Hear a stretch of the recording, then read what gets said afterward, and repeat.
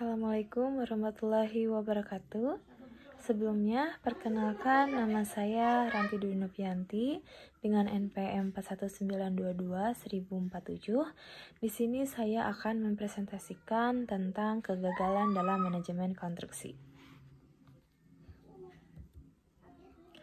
Yang pertama itu ada pendahuluan. Definisi dari manajemen konstruksi yaitu proses perencanaan, koordinasi, dan pengawasan proyek konstruksi dari awal hingga selesai. Di mana proses perencanaan yaitu serangkaian langkah sistematis yang dilakukan untuk mendefinisikan, mengembangkan, dan mendokumentasikan strategi pelaksanaan proyek.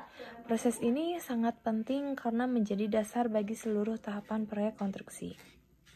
Kemudian ada koordinasi. Yang dimaksud dengan koordinasi ini merujuk pada proses pengaturan dan penyelarasan semua elemen proyek agar berjalan harmonis dan efisien. Ini melibatkan komunikasi yang efektif, kolaborasi antar pihak, dan penyelesaian masalah secara terpadu. Kemudian, pentingnya manajemen konstruksi yang efektif, menjamin keberhasilan proyek dengan kualitas, biaya, dan waktu yang efisien. Selanjutnya ada penyebab kegagalan manajemen konstruksi. Yang pertama itu ada perencanaan yang tidak matang, kesalahan dalam estimasi waktu dan biaya. Yang kedua itu ada kurangnya perencanaan risiko.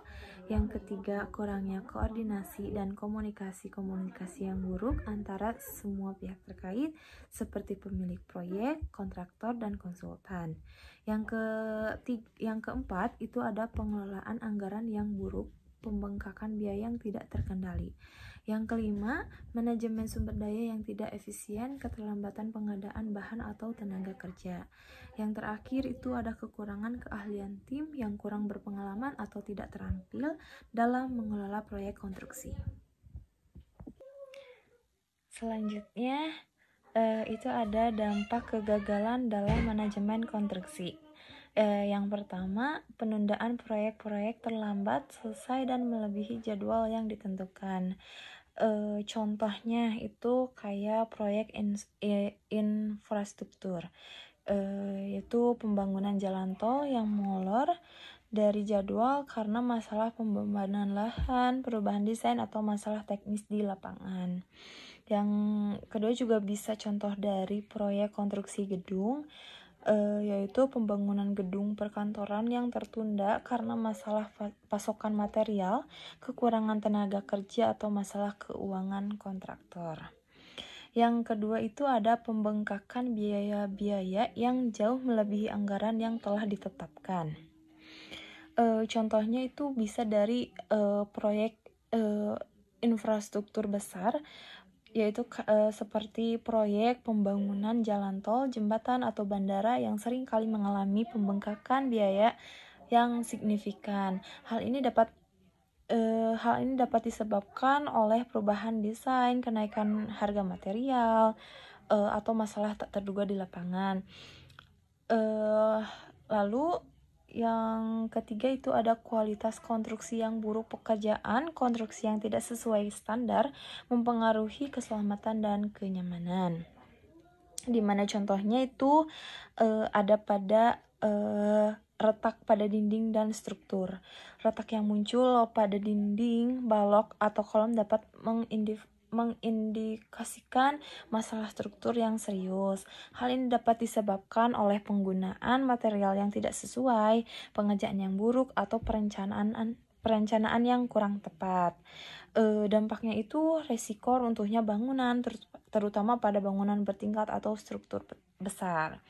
Yang selanjutnya itu ada kerugian finansial. Proyek bisa gagal total atau merugi, mempengaruhi reputasi dan keuangan perusahaan. Lalu yang terakhir itu ada dampak lingkungan. Kegagalan manajemen dapat menyebabkan kerusakan lingkungan atau tidak mematuhi peraturan yang ada. Selanjutnya di sini ada contoh kasus kegagalan manajemen konstruksi. Kasus pertama itu adanya proyek bandara internasional Yang penyebabnya itu perencanaan yang buruk, pengelolaan sumber daya yang tidak efisien. Yang kedua itu ada penundaan jangka panjang pembengkakan biaya. Itu dari dampak kasus pertama. Lalu kasus kedua itu ada proyek gedung perkantoran yang penyebabnya itu komunikasi yang buruk antara kontraktor dan pemilik proyek. Dampaknya itu kualitas bangunan menurun, biaya tinggi. Lalu di sini apa sih solusi untuk menghindari kegagalan manajemen konstruksi? Yang pertama itu ada perencanaan yang lebih rinci, rencana yang lebih matang, termasuk analisis risiko yang lebih mendalam. Yang kedua itu ada koordinasi dan komunikasi yang efektif, sistem komunikasi yang lebih baik antara semua pihak yang terlibat. Yang ketiga, pengawasan yang ketat, pengawasan terhadap progres pekerjaan dan pengelolaan anggaran secara berkala. Yang keempat itu ada pelatihan dan pengembangan tim, menyediakan pelatihan bagi seluruh tim proyek untuk meningkatkan kompetensi. Lalu yang terakhir, manajemen risiko yang tepat, identifikasi dan mitigasi risiko sejak awal proyek. Dan untuk slide terakhir di sini ada kesimpulan. Jadi kesimpulannya itu manajemen konstruksi yang buruk dapat mengarah pada kegagalan proyek yang berdampak pada biaya, waktu, dan kualitas. Yang kedua itu ada perencanaan yang baik, komunikasi yang jelas, dan pengelolaan sumber daya yang efisien adalah kunci untuk menghindari kegagalan tersebut. Dan yang terakhir, solusi yang tepat dapat meminimalkan risiko dan memastikan keberhasilan proyek konstruksi. Sekian presentasi dari saya. Mohon maaf bila ada kesalahan kata-kata. Terima kasih. Assalamualaikum warahmatullahi wabarakatuh.